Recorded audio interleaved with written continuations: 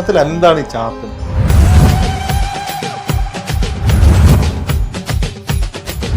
ചാത്തനെ ഞാൻ മനസ്സിലാക്കിയിട്ടുള്ളത് കഴിഞ്ഞ ഒരു വ്യക്തിയിൽ ഞാൻ ചെയ്തപ്പോൾ വ്യക്തമായിട്ട് ആ രൂപം ഞാൻ കണ്ടു.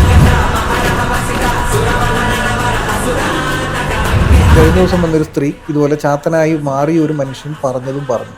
അത് രണ്ടും കൂടി കൂട്ടിച്ചേർക്കുമ്പോൾ ഞാൻ കണ്ടത് കറക്റ്റാണെന്ന് തന്നെയാണ് എൻ്റെ വിശ്വാസം.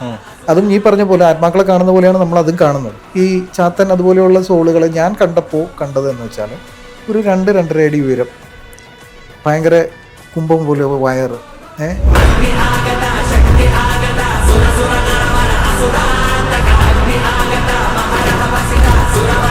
ഒരാളുടെ ശരീരത്തിൽ ബാധയുണ്ടെന്ന് അറിയാൻ പറ്റും എങ്ങനെയാണ്? ഒരു വ്യക്തിയുടെ ഫോട്ടോ എന്ന് പറയുന്നത് അയാളുടെ ഫുൾ ഊർജ്ജം സ്കാൻ ചെയ്യാനുള്ള എളുപ്പ മാർഗ്ഗമാണ്. നമ്മൾക്കിപ്പോൾ രോഹിത് ഭായിയുടെ മൊബൈലിലെടുത്ത രോഹിത് ഭായിയുടെ ഫോട്ടോ ആണ് ഇവിടെ നമ്മുടെ മുമ്പിൽ നിൽക്കുന്നത്. ഓക്കെ,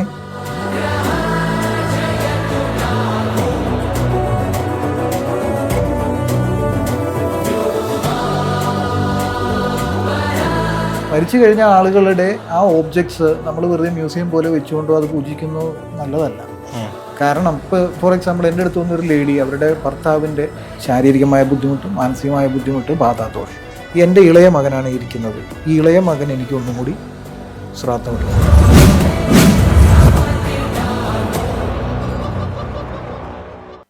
നമസ്കാരം. അബാക് മീഡിയയിൽ ഇന്ന് അതിഥി ബിനോയ് ജോണാണ്. ബിനോയ് സാറിനെ അബാക് മീഡിയയുടെ പ്രേക്ഷകർക്ക് എല്ലാവർക്കും അറിയാം, പ്രത്യേകിച്ചൊരു പരിചയപ്പെടുത്തലിൻ്റെ ആവശ്യമില്ല. സാർ നമസ്കാരം. നമസ്കാരം സാറേ, ഈ കഴിഞ്ഞ എപ്പിസോഡുകളിലൊക്കെ ബാധകളെ സംബന്ധിച്ചൊക്കെ പറയണ്ടായി. ഹീലിംഗ് ചെയ്യുന്ന സമയത്ത് ഒരാളുടെ ഉള്ളിലുള്ള ബാധ ഇളകി വരുന്നതിനെ പറ്റിയൊക്കെ പറഞ്ഞു. അതിലെനിക്ക് തോന്നുന്നു ചാത്തനെ പറ്റിയൊക്കെ പറഞ്ഞതിൽ ഒരുപാട് ട്രോളുകളും നമുക്ക് വന്നു. എങ്ങനെയാണ് ഒരാളുടെ ശരീരത്തിൽ ബാധയുണ്ടെന്ന് അറിയാൻ പറ്റുക? എങ്ങനെയാണ്? അതായത് ഓരോ വ്യക്തികൾക്കും അവരുടേതായ കോൺഷ്യസ്നസ് ലെവൽ ഉണ്ട് എന്നുള്ളതാണ് സത്യം. ഈ ലോകത്ത് ജനിച്ചു വീഴുന്ന ഓരോ വ്യക്തികൾക്കും അവരുടേതായ കോൺഷ്യസ്നസ് ലെവൽ, അവരുടേതായ ഫ്രീക്വൻസി ഉണ്ട്. അപ്പോൾ എൻ്റെ ഒരു രീതി, ഞാൻ ഡെവലപ്പ് ചെയ്ത ഒരു രീതി എന്ന് വെച്ചാൽ ആ വരുന്ന വ്യക്തിയുടെ ഒരു ഫുൾ സൈസ് ഫോട്ടോ അപ്പം തന്നെ ഫ്രഷ് ആയിട്ട് എടുക്കും. ഓക്കെ, അതായത് 1 വർഷം 3 വർഷം മുമ്പുള്ള ഫോട്ടോയിൽ കാര്യമില്ല. കാരണം കറണ്ട് എനർജി എങ്ങനെയാണ് എന്നുള്ളത് അവരുടെ കറണ്ട് ഫോട്ടോയിലുണ്ടാവും. ഫ്രഷായിട്ട് ആ ഫോട്ടോ എടുത്തിട്ട് അവർ ആ ഊർജ്ജ ചക്രങ്ങൾ 7 എണ്ണം സ്കാൻ ചെയ്ത് നോക്കും, ഓറ സ്കാൻ ചെയ്യും. അതിനുവേണ്ടി ഞാൻ ഉപയോഗിക്കുന്നത് ഡിവിനേഷൻ ബോർഡും അതുപോലെ തന്നെ ഞാൻ ഉപയോഗിക്കുന്ന ഒരു ക്രിസ്റ്റൽ പെൻഡുലോ ആണ്. ഓക്കെ, ആ പെൻഡുലം നേരത്തെ നമ്മൾ പ്രോഗ്രാം ചെയ്ത് വെച്ചിരിക്കുകയാണ്. യൂണിവേഴ്സിൽ നിന്നൊരു ആൻസർ കിട്ടണം. നെഗറ്റീവ് എനർജിയാണ് കാണുന്നതെങ്കിൽ അത് ആൻറ്റി ക്ലോക്ക് വൈസ് കയറാണ് ഒരു ചക്രയിൽ. അതേസമയം പോസിറ്റീവ് ആണെങ്കിൽ അത് ക്ലോക്ക് വൈസ് കയറാം. നെഗറ്റീവ് എനർജി എന്ന് പറയുന്നത് ബാധയാണോ? ആവണമെന്നില്ല. ഫോർ എക്സാമ്പിൾ ഇപ്പോൾ മണിപ്പൂര ചക്രത്തിൽ ഒരാൾക്ക് പ്രശ്നം ഉണ്ടെങ്കിൽ അത് ബാധയാവണമെന്നില്ല. അത് ചിലപ്പോൾ ഒരു പക്ഷേ അവരുടെ സ്റ്റൊമക്കിലുള്ളൊരു പ്രോബ്ലം ആവാം, അസുഖങ്ങളും ആവാം. അത് കാരണം എന്ന് വെച്ച് കഴിഞ്ഞാൽ ഒരു ചക്രയ്ക്ക് 7 ചക്രങ്ങൾ നമ്മൾ എടുക്കുമ്പോൾ പൊതുവായിട്ടാണ് നമ്മൾ എടുക്കുന്നത്. ലക്ഷക്കണക്കിന് നാഡികളുണ്ട്, ഞരമ്പുകളും നമ്മുടെ ശരീരത്തിലുണ്ട്, മർമ്മങ്ങളുമുണ്ട്, 100 കണക്കിന് മർമ്മങ്ങളുമുണ്ട്. അപ്പോൾ അതിൻ്റെ എല്ലാം ആധികാരികമായിട്ട് നമുക്ക് എടുക്കാൻ പറ്റുന്ന 7 കേന്ദ്രങ്ങളാണ് നമുക്ക് പെട്ടെന്ന് അസസ് ചെയ്യാവുന്നത്. അപ്പോൾ എളുപ്പം നമ്മൾ 7 കേന്ദ്രങ്ങൾ, ഈ 7 ഊർജ്ജ ചക്രങ്ങളെ നമ്മൾ സ്കാൻ ചെയ്ത് നോക്കും പെൻഡുലം വെച്ചിട്ട്. അത് ക്രിസ്റ്റൽ പെൻഡുലം നേരത്തെ പ്രോഗ്രാംഡ് ആണ് ഈ ആൻസർ കിട്ടാൻ വേണ്ടിയിട്ട്. അതാണ് ഞാൻ നേരത്തെ പറഞ്ഞത്. അപ്പോൾ ഒരു ഫോട്ടോ ആണ്, ആ ഫോട്ടോയിൽ ആണ് നമ്മൾ സ്കാൻ ചെയ്തിട്ട് ഒരാൾക്ക് പ്രശ്നമുണ്ടോയെന്ന് അറിയാം. ആൾ നേരിട്ട് വന്നാലും എന്തിനാ ഫോട്ടോ എടുക്കണേ? ആൾ നേരിട്ട് വന്നു കഴിഞ്ഞ് കഴിഞ്ഞാൽ ഇപ്പോൾ ആൺ പെൺ വ്യത്യാസം. ഇപ്പോൾ ആണുങ്ങളാണെങ്കിൽ നമ്മൾ നേരെ, ഇപ്പോൾ രോഹിത് ഭായിയുടെ നോക്കുകയാണെങ്കിൽ രോഹിത് ഭായിയുടെ അടുത്ത് വന്നിട്ട് തലയുടെ മേലെ പിടിക്കണം, നെറ്റിയുടെ നേരെ പിടിക്കണം, ഹൃദയത്തിന് നേരെ പിടിക്കണം. ഇതൊക്കെ ഒക്വേർഡായിട്ട് തോന്നാം. അപ്പോൾ അങ്ങനെയാണെങ്കിൽ ഒരു ഫിസിക്കലി ഒരാൾ നമ്മൾ പ്രസന്റ് ആയിട്ട് ഇരിക്കുമ്പോൾ ഫോട്ടോ എന്ന് പറയുന്നതിൽ കാരണം ഒരു വ്യക്തിയുടെ ഫോട്ടോ എന്ന് പറയുന്നത് അയാളുടെ ഫുൾ ഊർജ്ജം സ്കാൻ ചെയ്യാനുള്ള എളുപ്പ മാർഗ്ഗമാണ്. ഇപ്പോൾ നമ്മൾ ശരീരത്തിലെ സ്കാനിങ് എന്ന് നടത്തുന്നു, അതിൻ്റെ റിസൾട്ട് വരുന്നത് എങ്ങനെയാണ്? ഒരു ഫോട്ടോഗ്രാഫായിട്ടാണ്, അല്ലേ? അത് ഫോട്ടോ രൂപത്തിലാണ്. ശരീരത്തിൽ ചെയ്തതിന് ശേഷം ഫോട്ടോഗ്രാഫായിട്ട് നമുക്ക് തെളിവിന് കിട്ടുന്നതല്ലേ? അതെ. അപ്പോൾ ഒരു ആളുടെ ഫിസിക്കൽ ബോഡിയെ ഒരു ഇലക്ട്രോണിക് എക്യുപ്മെന്റ്സ് വെച്ചതിന്റെ ഫോട്ടോ ആക്കി ആ ഫോട്ടോ വെച്ചുകൊണ്ട് ഇത് ചെയ്യുന്നു എന്ന് പറയുമ്പോൾ ഒരു ലോജിക്കിന്റെ പ്രശ്നത്തില്ലേ? ഇല്ല. ആ വ്യക്തി, അങ്ങനെ ഒരു വ്യക്തി ഈ ലോകത്ത് ഒരാളല്ലേ ഉള്ളൂ. ഇരട്ടകളാണെങ്കിൽ പോലും. ഇപ്പോൾ ഇരട്ടകൾ വന്നു, ഇരട്ടകളുടെ 2 ഫോട്ടോ എടുക്കേണ്ടി വരും, ഒരാളുടെ ഫോട്ടോ വരാം. ഓക്കെ, കാരണം ഓരോ മനുഷ്യരും ഡിഫറെൻ്റാണ്. അപ്പോൾ ഒരാളുടെ ഛായാചിത്രത്തിൽ, അയാളുടെ ഫോട്ടോയിൽ അയാളുടെ ഊർജ്ജം നമുക്ക് കണ്ടെത്താൻ പറ്റും. കാരണം ഞാൻ എത്രയോ ആളുകൾ ചെയ്തിരിക്കുന്നു. അത് എക്സ്പീരിയൻസ്. ഞാൻ എൻ്റെ ഒരു ഫോട്ടോ വന്നാൽ ഒന്ന് ചെയ്ത് കാണിക്കാം. നോക്കാം. ഞാൻ നമ്മൾ ഷൂട്ടിന് മുമ്പ് എടുത്തൊരു ഫോട്ടോ ഇതേ വേഷത്തിലെടുത്തതാണ്. കുറച്ച് വയറൊക്കെ ചാടിയിട്ടുള്ളൊരു ഫോട്ടോ ആണ്. എങ്കിൽ പോലും ചെയ്യാൻ പറ്റും. എന്നെ പോലെ ഞാൻ തന്നെ അല്ലേ ഉള്ളൂ. അതെ. ശരി, ഞാൻ തരട്ടെ? അത് തീർച്ചയായിട്ടും. ഓക്കെ, ഈ ഒരു വ്യക്തിയുടെ ഊർജം ഈ ഫോട്ടോയിൽ കാണും. അത് ഞാൻ കാണിച്ചു തരാം, ഒരു ഡെമോ കാണിച്ചു തരാം. ഓക്കെ. നമ്മൾക്കിപ്പോൾ രോഹിത് ഭായിയുടെ മൊബൈലിലെടുത്ത രോഹിത് ഭായിയുടെ ഫോട്ടോ ആണ് ഇവിടെ നമ്മുടെ മുമ്പിൽ നിൽക്കുന്നത്. ഓക്കെ, ഈ ഫോട്ടോയിൽ ഈ മനുഷ്യൻ്റെ ഊർജ്ജം ഉണ്ടോ എന്ന് നമുക്ക് നോക്കാനായിട്ട് നമ്മൾ 2 രീതിയിലാണ് നമ്മൾ നോക്കുന്നത്. ഒന്ന് പെൻഡുലം, ക്രിസ്റ്റൽ പെൻഡുലം വെച്ചിട്ട് നമ്മൾ ഇതിൻ്റെ എനർജിയെ അസസ് ചെയ്യാണ് ഒരാളുടെ. ഓക്കെ, അത് സ്വതന്ത്രമായിട്ട് തിരിയുന്ന ഒരറ്റമാണ് ഇതിലുള്ളത്. നമുക്ക് അതുകൊണ്ട് നിയന്ത്രണമൊന്നും ഇതിലില്ല, എനർജി തന്നെയാണ് അത് മൂവ് ചെയ്യിക്കുന്നത്. പിന്നെ ഒരു ഡിവിനേഷൻ ബോർഡുണ്ട്. ആ ഡിവിനേഷൻ ബോർഡിൽ yes or no answer, possibility, കുറേ കാര്യങ്ങൾ ഇതിനകത്ത് ചോദിക്കാം. ഒരുപാട് കാര്യങ്ങൾ ഇതിൽ തന്നെ നമുക്ക് ചോദിക്കാം. അപ്പോൾ ഇങ്ങനെ ഒരു ഡിവിനേഷൻ ബോർഡും ഇതുണ്ടെങ്കിൽ ഒരാളെ നമുക്ക് അസസ് ചെയ്യാം. ഫോർ എക്സാമ്പിൾ, ഇപ്പോൾ നമ്മൾ സഹസ്രാര ചക്രമാണ് നമ്മുടെ തലയുടെ ഉച്ചിയുടെ ഭാഗത്ത് വരുന്നത്. ആ എനർജി നമ്മൾക്ക് സ്കാൻ ചെയ്ത് നോക്കാം. കണ്ടോ, പതുക്കെ അത് ചലിച്ചു തുടങ്ങി.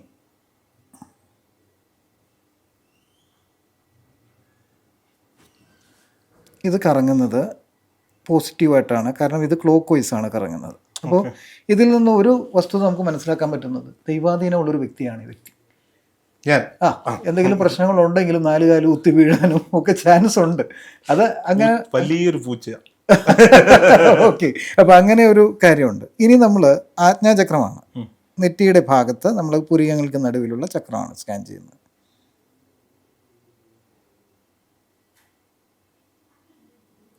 അതും പോസിറ്റീവായിട്ടാണ് കറങ്ങുന്നത്. അതിൻ്റെ അർത്ഥം നല്ല ആജ്ഞാശക്തിയുള്ള ഒരാളാണ്.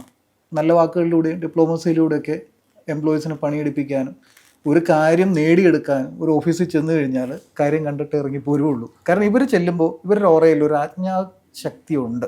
ഫോർ എക്സാമ്പിൾ, ആജ്ഞാശക്തി കൂടുതലുള്ള ആൾക്കാർക്കാണ് ഈ ആർമി ഉദ്യോഗസ്ഥന്മാരുടെ മേധാവിയായിട്ടൊക്കെ സ്ഥാനം കിട്ടുന്നത്. ഒരു DGP, IG അങ്ങനെയുള്ള ആളുകൾ, അങ്ങനെയൊക്കെയുള്ള ആളുകൾക്ക് സാധാരണ ആജ്ഞാശക്തി കൂടുതലായിരിക്കും. നമ്മളുടെ ഒരു മീഡിയം ലെവൽ ആജ്ഞാശക്തിയുള്ള ഒരാളാണെന്ന് മനസ്സിലാക്കാം. മോശമല്ല. പിന്നീട് നമ്മൾ വിശുദ്ധി ചക്രം, നമ്മുടെ കണ്ഠചക്രം എന്ന് പറയും, കഴുത്തിൻ്റെ ഭാഗത്ത് വരുന്നത്. പതുക്കെ അത് ഷിവർ ചെയ്യാൻ തുടങ്ങിയിട്ടുണ്ട്. യെസ്, ആജ്ഞയിലേക്കാളേറെ വായിൽ നാക്കുകൊണ്ട് ജീവിക്കുന്ന ഒരു മനുഷ്യനാണ്. ഞാനത് നിങ്ങളറിയാവുന്നതുകൊണ്ട് പറയുകയല്ല. വിശുദ്ധി ചക്രം നല്ല ഓവർ ആക്റ്റീവായിട്ട് നിൽക്കുന്നുണ്ട്. കാരണം നമ്മൾ വാചക കസരത്തിന് പറ്റും ഒരാളെ പറഞ്ഞ് വിശ്വസിപ്പിക്കാൻ. ഇവർ ഇങ്ങനെയുള്ള ഒരു നല്ല സെയിൽസ്മാൻ ആയാൽ, സെയിൽസ് മാനേജർ ആയാലും ഒക്കെ വിജയിക്കുമെന്ന് നമുക്ക് 7 വർഷമായിരുന്നു. ഓക്കെ, അതെനിക്ക് അറിയാത്തൊരു കാര്യമാണ്. അത് തീർച്ചയായിട്ടും ഇവർക്ക് നന്നായി ശോഭിക്കാൻ പറ്റുന്നൊരു മേഖലയാണ്. അങ്ങനെയുള്ളവർ നമുക്ക് സജസ്റ്റ് ചെയ്യാം, ഇങ്ങനെ ഒരു കരിയർ സജസ്റ്റ് ചെയ്യാൻ പറ്റും. HR മാനേജർമാര് സാറിന്റെ നമ്പർ സേവ് ചെയ്ത് വെക്കുന്നല്ലേ? അതെ. ഇതില് നമ്മൾ അനാഗത ചക്രം, ഹൃദയ ചക്രമാണ് സ്കാൻ ചെയ്യുന്നത്. അത് നമ്മൾ സൂക്ഷ്മമായിട്ട് ശ്രദ്ധിച്ചാൽ മനസ്സിലാവും. പതുക്കെ അത് മൂവ് ചെയ്ത് തുടങ്ങി. കാണാം, ഇപ്പം ഈ മുറിയിൽ ഒരു ഫാനോ അതല്ലെങ്കിൽ AC പോലും ഇല്ലാത്തൊരു റൂമാണ് ഇപ്പോൾ നിലവിൽ. താനെ മൂവ് ചെയ്യുന്നുണ്ടോ? അത്യാവശ്യം ഒരു സഹൃദയനാണ്, മറ്റുള്ളവരെ സഹായിക്കാൻ മെൻറ്റാലിറ്റി ഉള്ള ഒരാളാണ്. മറ്റുള്ളവരുടെ പ്രശ്നങ്ങൾ കണ്ടു കഴിഞ്ഞാൽ അതിൽ ഇടപെടണം, അത് അവസാനിപ്പിക്കണം. നമ്മളായിട്ടൊരു ഡിസിഷൻ എടുത്തിട്ട് അല്ലെങ്കിൽ നമ്മളതിനകത്ത് ഇടപെട്ടിട്ട്, ഇപ്പോൾ ഫോർ എക്സാമ്പിൾ നമ്മുടെ ഒരു നല്ല സുഹൃത്ത് പോലീസ് സ്റ്റേഷനിൽ എന്തോ ഒരു പ്രശ്നം വന്ന് കയറി, നമുക്ക് സ്വാധീനം ചെലുത്താൻ പറ്റുമെങ്കിൽ definitely you will do that. അവരെ രക്ഷിച്ച് പുറത്തു കൊണ്ടുവരാൻ നോക്കും നമ്മുടെ സ്വാധീനം ഉപയോഗിച്ച്. മാത്രമല്ല അത്യാവശ്യം ആളുകളോട് സ്നേഹവും കാരുണ്യവും ഒക്കെ ഉള്ള ഒരാളാണ്. പ്രശ്നങ്ങളുള്ളവരെ കണ്ടു കഴിഞ്ഞാൽ സഹായിക്കണം എന്നുള്ള ഒരു കമ്പാഷനേറ്റ് നേച്ചറുള്ള ഒരു സ്വഭാവമുള്ള ഒരാളാണ്. ഇനി നമ്മൾ മണിപൂര ചക്രമാണ് സ്കാൻ ചെയ്യുന്നത്. അത് നമ്മുടെ ഉദരഭാഗത്താണ് വരുന്നത്. കണ്ടോ, അവിടെ ആൻറ്റി ക്ലോക്ക് വൈസ് ആണ് കറങ്ങുന്നത്. അത് ശക്തമായിട്ട് കറങ്ങുന്നുണ്ട്. അപ്പോൾ ശ്രദ്ധിക്കേണ്ട ഒരു കാര്യം, ഇതിപ്പോൾ ഒരു ചക്രത്തിൻ്റെ 5 തലങ്ങളാണ് നമ്മൾ ചിന്തിക്കുന്നത്. ഒന്ന് മെൻ്റൽ, ഒന്ന് ഫിസിക്കൽ, ഇമോഷണൽ, ഇൻ്റലക്ച്വൽ, സ്പിരിച്വൽ, ഇത്രയും കാര്യങ്ങളാണ്.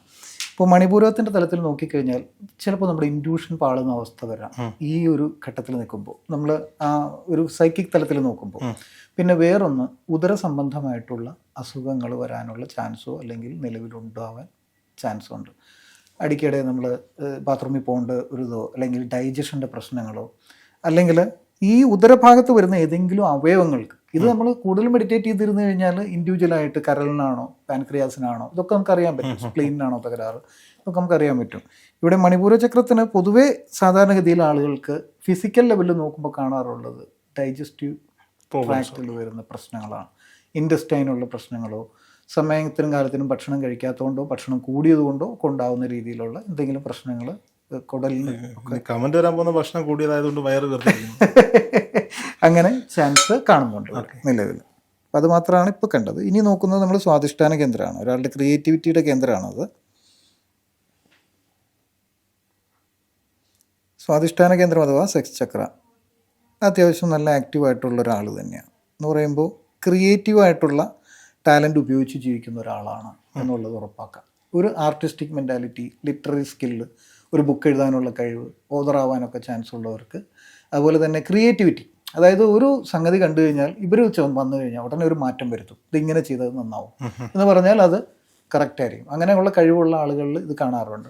പിന്നെ സെക്ഷുവാലിറ്റി ആയിട്ട് ബന്ധപ്പെട്ടും ഒക്കെ നല്ല അത്യാവശ്യം ആക്റ്റീവായിട്ടുള്ള ഒരാൾ തന്നെയാണ് എന്ന് പറയാം. അങ്ങനെയുള്ള ഇപ്പോൾ ഈ ഇമ്പോർട്ടൻസി ഉള്ള ആളുകൾക്ക് ഇത് നെഗറ്റീവായിട്ട് കറങ്ങാറുണ്ട്. അങ്ങനെ വരാം. പിന്നെ നമ്മൾ മൂലാധാര ചക്രമാണ്.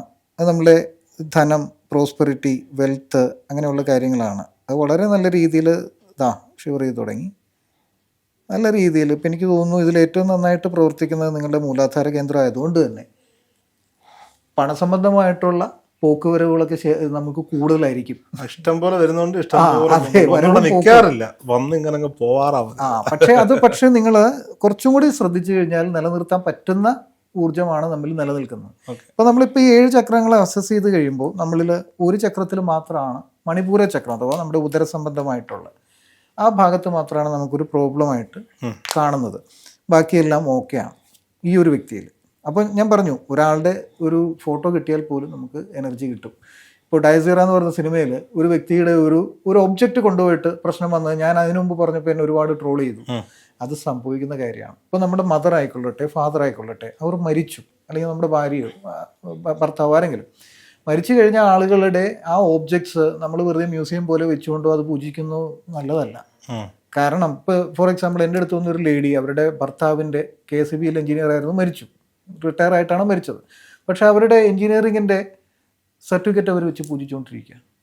ആ മനുഷ്യൻ അവസാനമായിട്ട് ബനിയൻ, അവസാനമായിട്ട് മുണ്ട്, ഇതൊക്കെ അവർ കെട്ടിപ്പിടിച്ചാണ് കിടന്നുറങ്ങുന്നത്. പക്ഷെ ഇവർക്ക് ശാരീരികമായ ബുദ്ധിമുട്ട്, മാനസികമായ ബുദ്ധിമുട്ട്, ബാധാദോഷം. അപ്പോൾ ഇത് സോൾ അറ്റാച്ച്മെൻ്റാണ്. അപ്പോൾ ആ വ്യക്തിക്ക്, ആ ലേഡി ഒരു 62 വയസ്സുള്ള ഒരു ലേഡിയാണ്, അവരുടെ മകളാണ് എന്നെ കൊണ്ടുവന്നത്, എൻ്റെ അടുത്ത് കൊണ്ടുവന്നത്. അപ്പോൾ അവർക്ക് സ്വന്തം ഭർത്താവിനെ അറ്റാച്ച് ചെയ്ത് പിടിച്ചു. അങ്ങനെയാണെങ്കിൽ ഞാൻ സംശയം ചോദിച്ചോട്ടെ, രാജീവ് ഗാന്ധി അസാസിനേഷന് ശേഷം ബാക്കി വന്ന അദ്ദേഹത്തിന്റെ വസ്ത്രങ്ങൾ, സംഭവങ്ങളൊക്കെ മ്യൂസിയങ്ങളിൽ ഇപ്പോഴും സൂക്ഷിച്ചിട്ടുണ്ട്. ആയിക്കോട്ടെ, ഇന്ദിരാഗാന്ധിയുടെ സൂക്ഷിച്ചിട്ടുണ്ട്. ആയിക്കോട്ടെ, പ്രശ്നമില്ല. അതൊന്നും അവർക്ക് അല്ലെങ്കിൽ അതൊരു മ്യൂസിയമായിട്ട് സെറ്റ് ചെയ്തേക്കാണ്. അല്ലാതെ നമ്മളുടെ പേഴ്സണൽ റൂമിൽ നമ്മൾ കിടന്നുറങ്ങുന്ന ബെഡ്റൂമിൽ, ഭാര്യയും ഭർത്താവും കിടക്കുന്ന ബെഡ്റൂമിലല്ലോ കൊണ്ടുവന്ന് വെച്ചിരിക്കുന്നു. ഒരുപാട് പേര് അങ്ങനെ സൂക്ഷിച്ചിട്ടുള്ളവരുണ്ട്. ഉണ്ട്. പക്ഷേ അതായത് നമ്മളിവിടെ മനസ്സിലാക്കേണ്ട ഒരു കാര്യം രോഹിത് ഭായി, നമ്മൾ ശ്രദ്ധിക്കേണ്ട ഒരു കാര്യം, ഒരു വ്യക്തിയുടെ സോളിന് സ്വതന്ത്ര ചിന്താഗതിയുണ്ട്. ഇപ്പം ഞാൻ ആരാന്ന് ചോദിച്ചു കഴിഞ്ഞാൽ, ഞാൻ മരിച്ചു കഴിഞ്ഞാൽ എൻ്റെ ഒരു ബോധസത്യമുണ്ട്, അതിലൊരു സീഡുണ്ട്. ആ സീഡാണ് നമ്മളിൽ നിന്ന് വേർപെടുന്നത്. ഓരോ വ്യക്തിക്കും ഓരോ കോൺഷ്യസ്നസ് ലെവലാണ്, ഡിഫറൻ്റ് ആണ് ഓരോ വ്യക്തികളും, നമ്മളെല്ലാവരും ഡിഫറൻ്റാണ്. അപ്പോൾ ഒരു വ്യക്തിയുടെ ആറ്റിറ്റ്യൂഡ് എന്തായിരുന്നോ അതിനനുസരിച്ചിട്ടാണ് ആ സോഡ് പ്രവർത്തിക്കുക. ഇപ്പോൾ ഭയങ്കര പൊസസീവ്നെസ് ഉള്ള ഒരു ഭർത്താവാണ് മരിച്ചുപോയി, ഭാര്യയെ വേണം എന്ന് ചിന്തിച്ചാൽ അവർക്ക് അറ്റാച്ച്ഡ് ആയിട്ട് നിൽക്കാം. എസ്പെഷ്യലി ഞാൻ കണ്ടിട്ടുള്ളത്, അത് കൂടുതലും കേസ് ഞാൻ കണ്ടിട്ടുള്ളത് അപകട മരണം, സൂയിസൈഡ്, ഇതിൽ മരിച്ചിട്ടുള്ള ആളുകളാണ് കൂടുതലും ഇങ്ങനെ അറ്റാച്ച് ചെയ്ത് നിൽക്കുന്നത് കണ്ടിട്ടുള്ളൂ. പിന്നെ സ്വാഭാവിക മരണത്തിലും കാണാറുണ്ട്, പക്ഷെ അവർക്കൊരു ഉദ്ദേശം ഉണ്ടാവും. ഫോർ എക്സാമ്പിൾ എൻ്റെ അടുത്ത് വന്നൊരു 55 വയസ്സുകാരി, ഭർത്താവ് പറയുകയാണ് ഭർത്താവിൻ്റെ അമ്മ മരിച്ചതിന് ശേഷം ഇവർ മ്യൂട്ടായിപ്പോയി. അതുവരെ വളരെ ആക്റ്റീവായിട്ട് കുടുംബശ്രീയിലൊക്കെ കൂട്ടി നടന്ന് എല്ലാവരെയും സംഘടിപ്പിച്ച ഒരു സംഘാടക പാഠവും ഉള്ളൊരു സ്ത്രീ പെട്ടെന്ന് ഇങ്ങനെ മ്യൂട്ടായി പോവുകയാണ്. അപ്പോൾ അവർ ഇതുപോലെ അനുഭവം കണ്ടിട്ട് വേറൊരാൾ, അവരുടെ ജ്യേഷ്ഠൻ വന്നിട്ട് ഉറക്കപ്രശ്നം, സ്ഥിരം ഉറക്കമില്ലാത്ത ആൾക്ക് ഹീലിങ്ങിൽ മാറി എന്ന് പറഞ്ഞിട്ട് അവരാണ് സജസ്റ്റ് ചെയ്തിട്ട് ഈ അനിയൻ വന്നു, അനിയൻ്റെ ഭാര്യയാണ് ഈ പറയുന്ന വ്യക്തി, ഇവർ മ്യൂട്ടായിട്ടിരിക്കുകയാണ്. ഞാൻ ഹീൽ ചെയ്യാനിരിക്കുമ്പോൾ ഇവർക്ക് ഞാൻ നോക്കുമ്പോൾ പ്രസൻസ് കാണുന്നത് ഈ വ്യക്തിയുടെ അമ്മയാണ്, അതായത് ഈ ഞാൻ പറയുന്ന ആളുടെ അമ്മായിയമ്മയാണ്. ഞാൻ ചോദിച്ചു, നിങ്ങൾ തമ്മിലുള്ള റിലേഷൻ വളരെ കോഡിയൽ റിലേഷനിലായിരുന്നല്ലോ എന്ന് ചോദിച്ചു. അവർ പറഞ്ഞു, ശരിയാണ്, എൻ്റെ അമ്മായിയമ്മ എൻ്റെ അമ്മയേക്കാൾ കൂടുതൽ എനിക്ക് ഇഷ്ടമായിരുന്നു. അപ്പോൾ ഞാൻ നോക്കുമ്പോൾ ഈ സോളിനോട് ചോദിക്കുമ്പോൾ സോള് പറയുന്നത് എന്താണെന്ന് വെച്ചാൽ, എൻ്റെ ഇളയ മകനാണ് ഇരിക്കുന്നത്, ഈ ഇളയ മകൻ എനിക്ക് ഒന്നും കൂടി ശ്രാദ്ധം ഇടണം. ഞാൻ അവിടെ എനിക്കൊരു സംശയമുണ്ട്. സോളിനോട് സംസാരിച്ചു എന്ന് പറയുമ്പോൾ അത് ഏത് ഭാഷയിലാണ് സംസാരിക്കുക? അത് മൈൻഡ് കൊണ്ടാണ്. അല്ലാതെ നമ്മൾ ഈ സംസാരിക്കുന്ന മനുഷ്യരുടെ ലാംഗ്വേജ് അല്ല അത്. തോന്നലുകളായിരിക്കില്ല. മലയാളത്തിലാണ് സംസാരിക്കുന്നത്. അവരുടെ ഏത് ലാംഗ്വേജ് ആണോ ആ ലാംഗ്വേജിലാണ്. ഇപ്പോൾ ഒരു ഹിന്ദിക്കാരനാണ് നമ്മൾ വിളിക്കുന്നതെങ്കിൽ ഹിന്ദിയിലാണ് നാച്ചുറലി. നമ്മൾ ചോദിക്കുന്നതിന്റെ ഉത്തരം നമ്മുടെ ചെവിയിൽ കേൾക്കുമോ? ചെവിയിലല്ല, അത് നമ്മൾ അതൊരു സൈക്കിക് എബിലിറ്റിയാണ്. ഇപ്പം ഞാനിപ്പോൾ ഇവിടെ ഡിവിനേഷൻ ബോർഡും ഇതിലൊക്കെ ചെയ്തില്ലേ, ഇതെല്ലാം ഒരു സൈക്കിക് എബിലിറ്റിയാണ്. സൈക്കിക് എബിലിറ്റി എന്ന് പറയുമ്പോൾ നമ്മളത് പ്രകടമായിട്ട് പുറത്ത് കാണില്ല. നമ്മൾ സംസാരിക്കുമ്പോൾ കണ്ണടച്ചിട്ടായിരിക്കും ഇരിക്കുക. കണ്ണടച്ചിരുന്ന് നമ്മൾ സംസാരിച്ചിട്ട് ഇന്ന് പറയുന്നുണ്ട് നമ്മളവിടെ വ്യക്തമായിട്ട് മനസ്സിലാക്കും. മാത്രമല്ല ഇതിന് പ്രകടമായിട്ട് ഇവരത് പറഞ്ഞു കഴിഞ്ഞു. ഈ വന്ന മനുഷ്യൻ കരയാൻ തുടങ്ങി. എൻ്റെ അമ്മയെ അത്രയധികം ഞാൻ ജീവനായിരുന്നു, എൻ്റെ അമ്മയ്ക്ക് വേണ്ടി ശ്രാദ്ധമല്ല എന്ത് വേണമെങ്കിലും ഞാൻ ചെയ്യുമെന്ന് പറയുകയല്ല.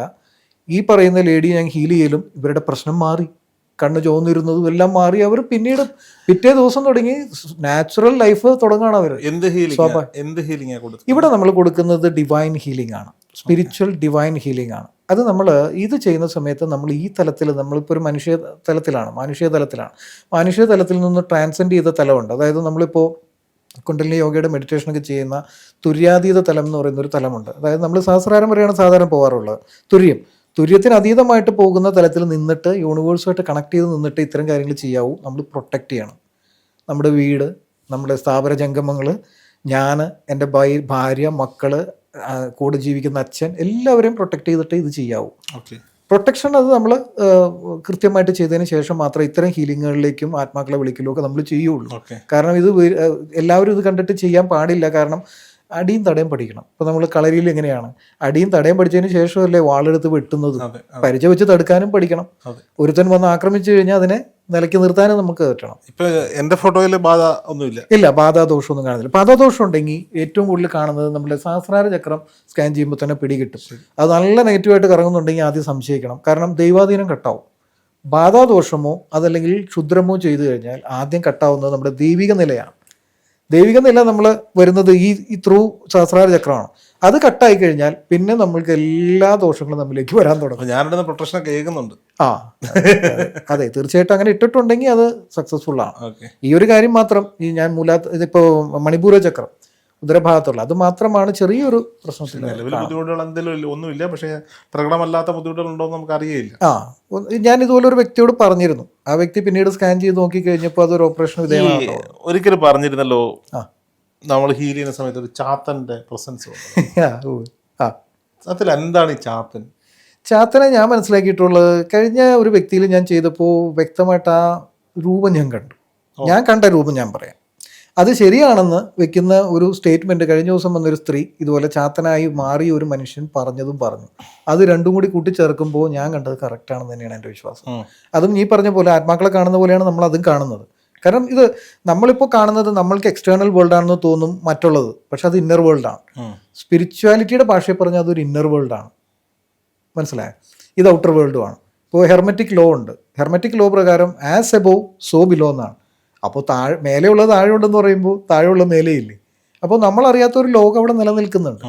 അപ്പോൾ എൻറ്റിറ്റി ഇതുപോലെയുള്ള സോളുകൾ, ഈ ചാത്തൻ അതുപോലെയുള്ള സോളുകൾ ഞാൻ കണ്ടതെന്ന് വെച്ചാൽ ഒരു 2-2.5 അടി ഉയരം, ഭയങ്കര കുംഭം പോലെ വയറ്, മുഖം ഇവിടെ നിന്ന് അങ്ങോട്ട് വീതി കൂടിയിട്ട് കഥകളിയുടെ രൂപം പോലെ മേലോട്ട് ഇങ്ങനെ കുറഞ്ഞിട്ട് ചെറിയ കൊമ്പ്, പിന്നെ ഒരു ചെവി, കൂർത്തിരിക്കുന്ന ചെവി.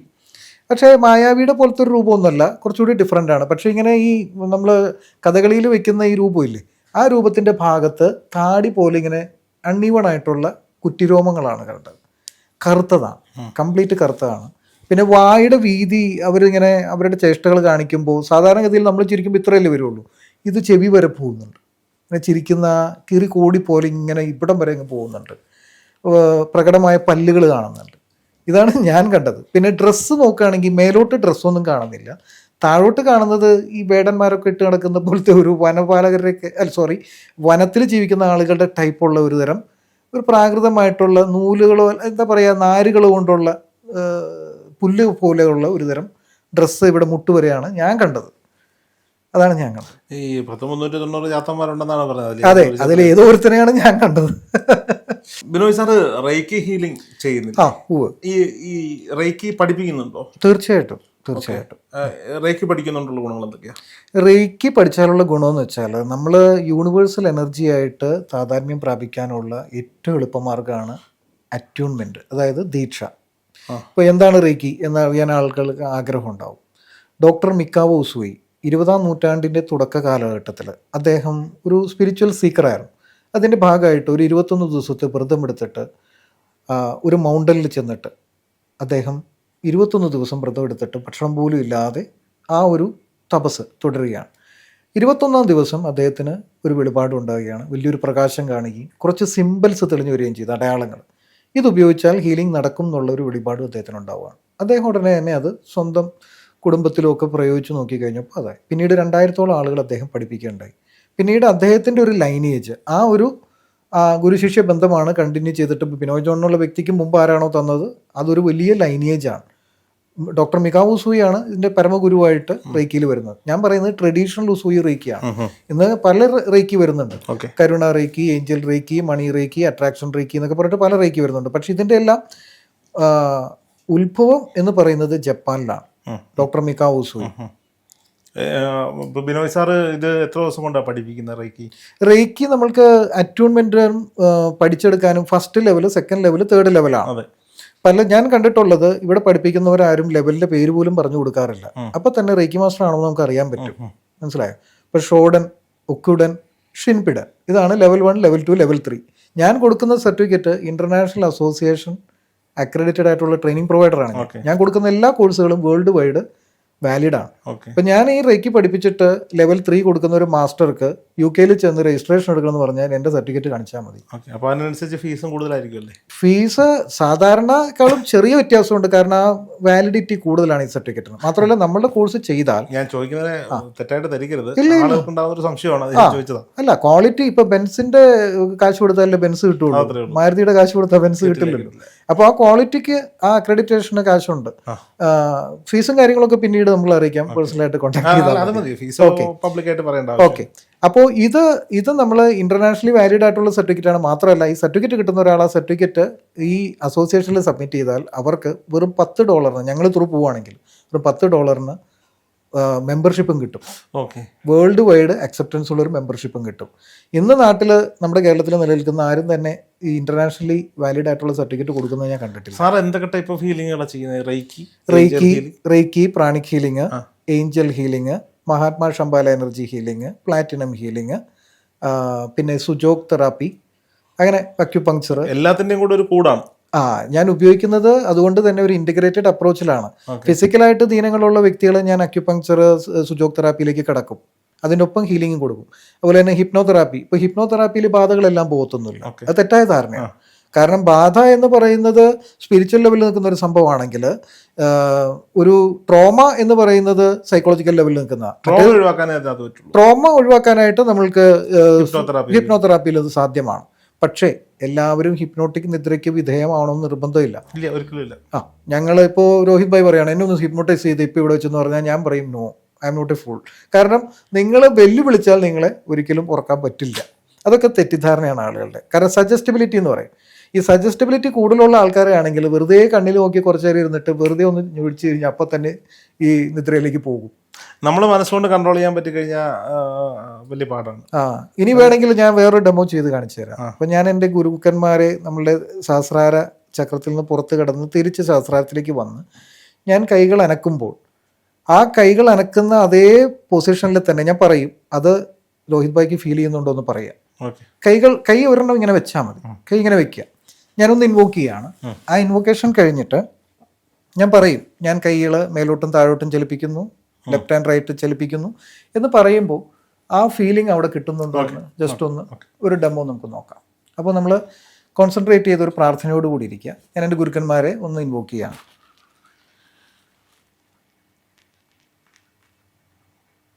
കണ്ണടച്ചുകൊണ്ട് തന്നെ തുടരുക. ഞാൻ കൈകൾ രോഹിത് ഭായിയുടെ കൈകളിലേക്ക് എനർജി കൊണ്ടുള്ളൊരു മർദ്ദം തരികയാണ്.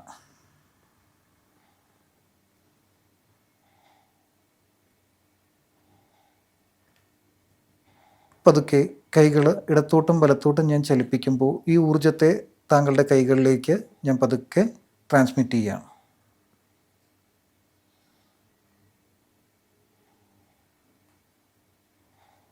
പതുക്കെ മർദ്ദം ചലിപ്പിക്കുകയാണ്. മർദ്ദം കൊണ്ട് പതുക്കെ പുറകോട്ട് ചലിപ്പിക്കുകയാണ്. ഇനി ഇടത്തോട്ട് വലത്തോട്ട്. കൈകൾ പതുക്കെ വേവ് ചെയ്യാണ്. ഇനി മേലോട്ടും താഴോട്ടും ഞാൻ കൈകൾ ചലിപ്പിക്കുകയാണ് രോഹിത് ഭായിയുടെ കൈകളിലേക്ക്. ആ എനർജി അവിടെ ഫീൽ ചെയ്യുന്നുണ്ടോ എന്ന്. മനസ്സ് കൈകളിലായിരിക്കട്ടെ, ശ്രദ്ധ. ഓക്കെ. ഇനി പതുക്കെ ഈ ഗുരുക്കന്മാരിൽ നിന്നുള്ള അനുഗ്രഹം നമ്മുടെ സഹസ്രാര ചക്രത്തിലേക്ക് നെറുകന്തലയുടെ ഭാഗത്ത് തലയുടെ ഒത്ത മുകളിലായിട്ട് ആ എനർജി പതുക്കെ തരികയാണ്.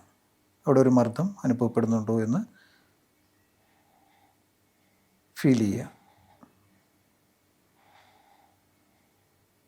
ഓക്കെ. സാവകാശം കണ്ണുകൾ തുറക്കുക. ഈ എനർജി അവിടെ ഫീൽ ചെയ്യുന്നുണ്ട്. കയ്യിലേക്കാൾ കൂടുതൽ എനിക്ക് സഹസ്രാരത്തിലാണ്. അതെ, സഹസ്രാരത്തിലാണ് സാധാരണഗതിയിൽ ഗുരുക്കന്മാർ അനുഗ്രഹിക്കുന്നത്. പ്രഷറുള്ള പാത്രത്തിൽ വലിച്ചെടുക്കുന്ന അടപ്പുണ്ടാവും. Yes yes. നമ്മൾ ഈ റേക്കിയിലും അതുപോലെ തന്നെ സിംപ്ലിഫൈഡ് കുണ്ടലിനി യോഗ ദീക്ഷയിലൊക്കെ നമ്മൾ കൊടുക്കുന്നത് ആദ്യത്തെ ദീക്ഷ ടച്ച് ചെയ്തിട്ടാണ്.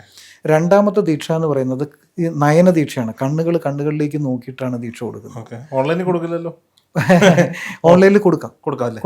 കാരണം എനർജി ക്യാൻ ട്രാവൽ എനിവേർ. എനർജിക്ക് എന്താ തടസ്സമുള്ളേ? അതിനെവിടെയും സഞ്ചരിക്കാം. ഇപ്പൊ ഇവിടെ ഇരുന്നിട്ട് ഓസ്ട്രേലിയയിലുള്ള ആൾക്ക് ഞാൻ വെള്ളം കോൺസെൻട്രേറ്റ് ചെയ്ത് കൊടുത്തിട്ട് കുടിക്കുമ്പോൾ ഓരോ പ്രശ്നങ്ങൾ മാറുന്നുണ്ടല്ലോ. അപ്പോൾ ഈ എനർജി എവിടെ വേണമെങ്കിലും എത്തും. അത് ഒട്ടും താമസവും ഇല്ലാതെ തന്നെ എത്തും. അറ്റ് എ ടൈം ആ ഇൻറ്റൻഷൻ, രണ്ട് കൂട്ടരുടെ ഇൻറ്റൻഷൻ. അതായത് ഇപ്പോൾ രോഹിത് ഭായി ഇപ്പോൾ ഇൻറ്റൻഷൻ എന്തായിരുന്നു? ഞാൻ പറയുന്ന സജഷനിൽ എനിക്ക് ഈ എനർജി ഫീൽ ചെയ്യാൻ പറ്റുന്നുണ്ടോ എന്നുള്ള ചോദ്യം മനസ്സിൽ വേണം. ഞാനത് തരുന്നു എന്നുള്ള പ്യുവർ ഇൻറ്റൻഷനും ആ എനർജിയും ഇൻവോക്കേഷനും വേണം. അതല്ലാതെ ഇപ്പം സാറെന്ത് പറഞ്ഞാലും ഞാൻ എടുക്കില്ല എന്നാണെങ്കിൽ അത് എടുക്കാൻ പറ്റും. പക്ഷെ നമ്മളതിന് എന്താ പറയുക, അത് നമ്മുടെ ഡിവിനിറ്റിയും കൂടി പോലെ ഇരിക്കും. ഡിവിനിറ്റി ഉള്ളവർക്ക് ഏറ്റവും കൂടുതൽ അനുഭവപ്പെടുന്നത് സഹസ്രാരത്തിലായിരിക്കും. അതുകൊണ്ടാണ് ഞാൻ സഹസ്രാരത്തിൽ തന്നത്. കഴിഞ്ഞ ദിവസം 2 ബ്രദേഴ്സ് വന്നു. അവർ ചേട്ടനും അനിയനുമാണ്, തൃപ്പൂണിത്തുറക്കാരാണ്. ഞാൻ ഇതേ ടെക്നിക്ക് അവർക്ക് കാണിച്ചു കൊടുത്തു. അവർ ആവശ്യപ്പെട്ടിട്ടാണ്, സാർ ഒരു പ്രസൻസ് അറിയാനാണ്, സാറിൻ്റെ ഗുരുവിനെ ഒന്ന് വിളിക്കുമെന്ന് പറഞ്ഞു.